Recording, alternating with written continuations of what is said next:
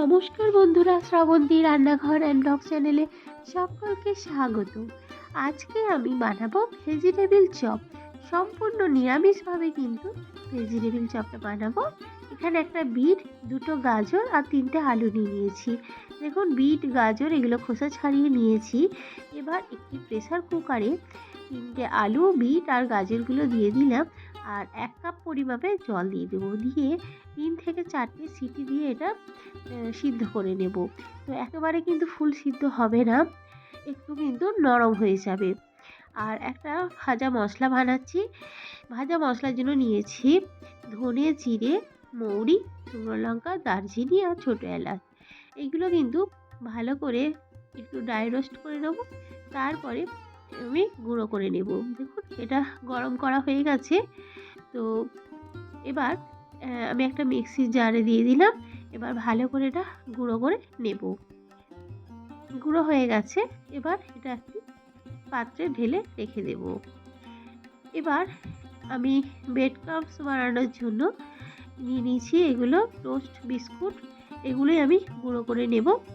অনেকে বাজারে কেনা ব্রেড ক্রাম্বস ব্যবহার করে, তো আমি এইভাবেই কিন্তু এটা করে থাকি। খেতেও কিন্তু খুবই ভালো হয় এটা।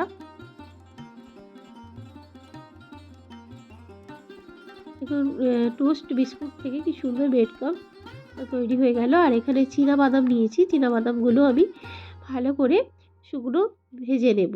এখানে কোনো তেল দিইনি, শুকনোই এটা আমি ভেজে নিচ্ছি। দেখুন, ভাজা হয়ে গেছে এটা। এবার সবজিগুলো আমি নামিয়ে নিয়েছি। এটা কিন্তু খুব বেশি সিদ্ধ হয়নি, হাফ সিদ্ধ হয়েছে। আর আদা আর কাঁচা লঙ্কা থেতো করে নিচ্ছি। যে কোনো চপ বা শিকারার মধ্যে আদা আর কাঁচা লঙ্কা থেতো করে দেবেন। থেতো করে দিলে কিন্তু স্বাদ ভালো হয়। এবার আলুগুলো প্রথমে একটি গ্রেটারের সাহায্যে গ্রেট করে নিচ্ছি। গ্রেট করে নিলে কি হবে, আলুর কোনো ডেলা অংশ থেকে যাবে না, তাই আমি এভাবে গ্রেট করে নিচ্ছি। এগুলো কিন্তু কাঁচা অবস্থায় গ্রেট করা যায় না, মানে খুবই কষ্ট হয়। তো একটু হাফ সিদ্ধ করে নিলে কি খুব সুন্দর করে তাড়াতাড়ি গ্রেট করা হয়ে যায়।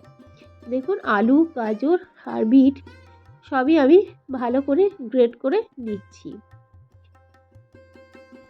দেখুন, খুব সুন্দর করে কিন্তু এগুলো নিয়ে নিয়েছি গ্রেট করে। এবার কড়াইয়ের মধ্যে সর্ষের তেল দিয়ে দিলাম। প্রায় 2 থেকে 3 চামচ সর্ষের তেল দিয়েছি। আর থেতো করে রাখা আদা আর কাঁচা লঙ্কা দিয়ে দিলাম। আদা আর কাঁচা লঙ্কা একটু ভালো করে ভেজে নেব। দেখবেন, আদা আর কাঁচা লঙ্কা যখন ভাজা হবে খুব সুন্দর একটা স্মেল বেরোবে। এর মধ্যে দিয়ে দিলাম সামান্য একটু হলুদ গুঁড়ো, খুব বেশি নয়, সামান্য একটু দিয়ে দিয়েছি। এবার সবজিগুলো গাজর, বিট আর আলু দিয়ে দিলাম। এবার খুব ভালো করে মিশিয়ে নেব। আর এটা খুব ভালো করে মেশানোর পরে কিন্তু কালারটা কিন্তু খুব সুন্দর আসবে।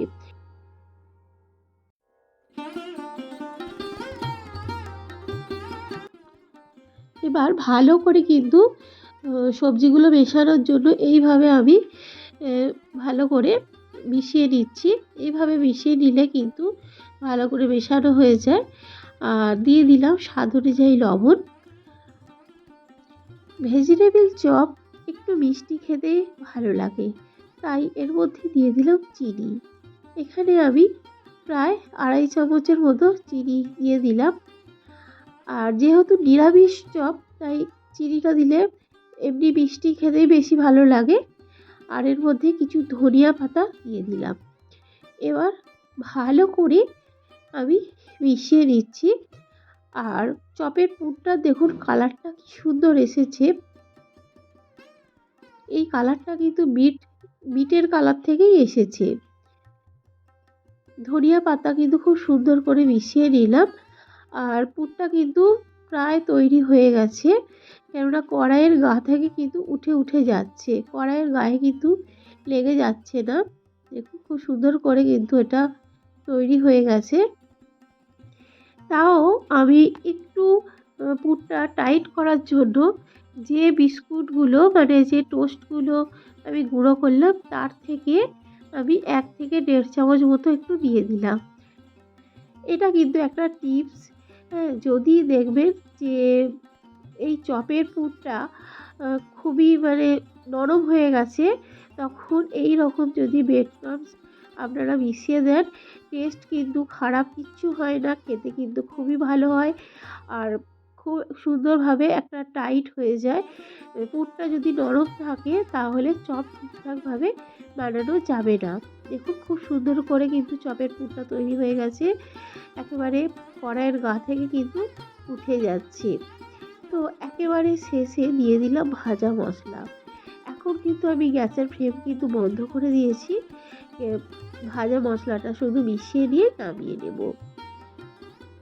ভাজা মশলা যেটা বানিয়েছিলাম সেখান থেকে দিয়ে দিলাম প্রায় 2 চামচের মতো দিয়ে দিলাম। এবার আমি একটি প্লেটে দেখুন নামিয়ে নিয়েছি। আর পুরটা আমি হাতে নিয়ে দেখাচ্ছি। হাতে কিন্তু একটুও লাগছে না, দেখেছেন? একটুও কিন্তু লাগছে না। চপের পুর একেবারে ঠান্ডা করার পরেই কিন্তু বাদামগুলো মেশাতে হবে, না হলে বাদাম মিলিয়ে যেতে পারে। এবার আমি খুব সুন্দর করে বাদামগুলো মিশিয়ে নিলাম। মেশানো হয়ে গেছে। এবার একটা একটা করে আমি চপ গড়ে নেব। আপনারা যদি লম্বা করতে চান লম্বাভাবে করতে পারেন, আবার অনেকে গোলও করতে চান গোলও করা যাবে। দেখুন আমি লম্বা করে কিন্তু বানাচ্ছি। আর এইভাবে কিন্তু একটা একটা করে চপের পুরগুলো লম্বা আকৃতি করে গড়ে নিতে হবে। দেখুন এইভাবে আমি সবগুলো বানিয়ে নেব। একেবারে ল্যাংচার মতো দেখতে হবে। দেখুন এইরকমভাবে বানাচ্ছি। আর আপনারা যদি মানে চান গোল করে বানাবেন, গোল করে চ্যাপ্টা করে, সেরকমও বানানো যেতে পারে। আমি এইভাবেই বানালাম। আমি কিন্তু সব এগুলোই বানিয়ে নিয়েছি। দেখুন দুটো প্লেটেই আমার ভর্তি হয়ে গেছে। এবার এগুলো কোট করে নিতে হবে। আর কোট করে নেওয়ার জন্য এখানে যে আমি বিস্কুটের গুঁড়োগুলো করেছিলাম সেটা নিয়েছি। আর এখানে অর্ধেক নিয়েছি কর্নফ্লাওয়ার আর অর্ধেক নিয়েছি ময়দা। দিয়ে সামান্য একটু লবণ দিয়ে আর জল দিয়ে একটা ব্যাটার বা ঘোল বানিয়ে নিচ্ছি। আর এটা কিন্তু খুব বেশি পাতলা হবে না, আবার খুব বেশি গাঢ় হবে না। মাঝামাঝি একটা ব্যাটার বানিয়ে নিতে হবে। দেখুন এই রকমভাবে আমি বানিয়ে নিয়েছি। এবার আমি প্রথমে একটা চপের পুর নিয়েছি। দেখুন প্রথমে আমি বিস্কুটের গুঁড়ো লাগিয়ে নিলাম। তারপরে আমি যে ব্যাটারটা বানিয়েছি তার মধ্যে দিয়ে দেব। আর একটা কাঁটা চামচের মধ্যে নিলে কি হবে, ব্যাটারটা মানে থেকে যখন আমি এটা তুলবো তখন মানে বাড়তি যে ব্যাটারটা থাকবে সেটা কাঁটা চামচের মধ্যে দিয়ে নিচে পড়ে যাবে। আর চামচের মধ্যে দিয়ে উঠলে ব্যাটার ব্রেড ক্রাম্বসে পড়ে যেতে পারে।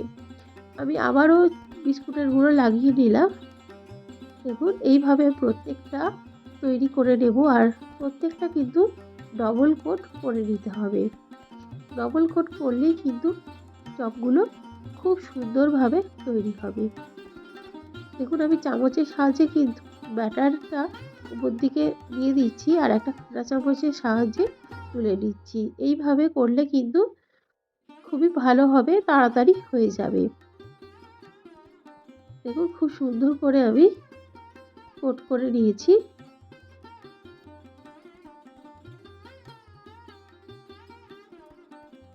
এই দেখুন এইভাবে আমি প্রত্যেকটাই কোট করে নিয়েছি।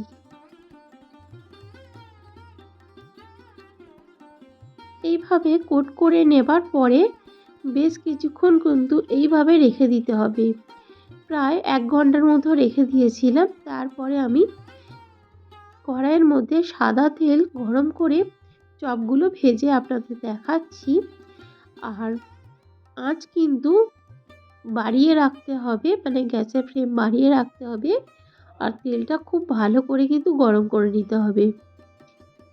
আমি এবার প্রথমে কয়েকটা ভেজে দেখাচ্ছি। একেবারে অনেকগুলো দিলে যদি ফেটে যেতে পারে, তাই আমি অল্প করে ভেজে দেখাচ্ছি। দেখুন, এইভাবে বানালে কিন্তু একেবারে দোকানের মতো নিরামিষ চপ হবে। তো ভেজিটেবিল চপ কিন্তু নিরামিষ খেতে বেশি ভালো লাগে। তাই আমি নিরামিষভাবেই কিন্তু ভাজি বাড়িতে। তো এইভাবে কিন্তু ব্রাউন কালার হয়ে গেলেই কিন্তু এটা তুলে নিতে হবে। আর গ্যাসের ফ্লেম কিন্তু বাড়িয়েই রাখতে হবে, যদি লো করে দেন চপগুলো ফেটে যেতে পারে। দেখুন, একটা একটা করে উল্টে পাল্টে সুন্দর করে ভেজে নিচ্ছি। ভেজিটেবিল চপ কিন্তু কাসুন্দি বা সসের সাথে দারুণ লাগে, আবার যদি মুড়ি দিয়ে খান সেখানেও কিন্তু দারুণ লাগবে। চপগুলো ভাজা হয়ে গেছে, এবার আমি তুলে নিচ্ছি। দেখুন কত সুন্দর কালারটা এসেছে। দেখুন বন্ধুরা, খেতেও কিন্তু দুর্দান্ত হয়েছিল। উপরটা হয়েছিল মুচমুচে আর ভিতরটা হয়েছিল নরম, এত সুন্দর খেতে লাগছিল। আপনারাও বাড়িতে এইভাবে বানিয়ে ফেলুন। এখন শীতের সময় বাজারে ভালো বিট গাজর সবই পাওয়া যাচ্ছে, তো অবশ্যই বানিয়ে ফেলুন। আমি পরের ব্যাচে কিছু ভেজেছিলাম, সেগুলো আমি দেখিয়ে দিচ্ছি। এগুলো ব্রাউন কালার হয়ে গেলে তুলে নেব। এইভাবে ভেজিটেবিল চপ অবশ্যই বাড়িতে বানিয়ে নিন, আর কমেন্ট করে জানাবেন কেমন হয়েছিল। নতুন বন্ধু যারা আছেন তারা চ্যানেলটা সাবস্ক্রাইব করে পাশের বেল বাটনটা অল করে দেবেন। আমার দেওয়া যে কোনো ভিডিও বা রেসিপি আপনাদের নোটিফিকেশানে পৌঁছে যাবে। আর আজকের রেসিপি যদি ভালো লেগে থাকে তাহলে একটা লাইক করে বন্ধুদের সাথে শেয়ার করে দিন। সকল বন্ধুরা ভালো থাকবেন, সুস্থ থাকবেন। পুরনো বন্ধুদের অনেক অনেক ভালোবাসা। সকলে ভালো থাকবেন, সুস্থ থাকবেন। Thank you.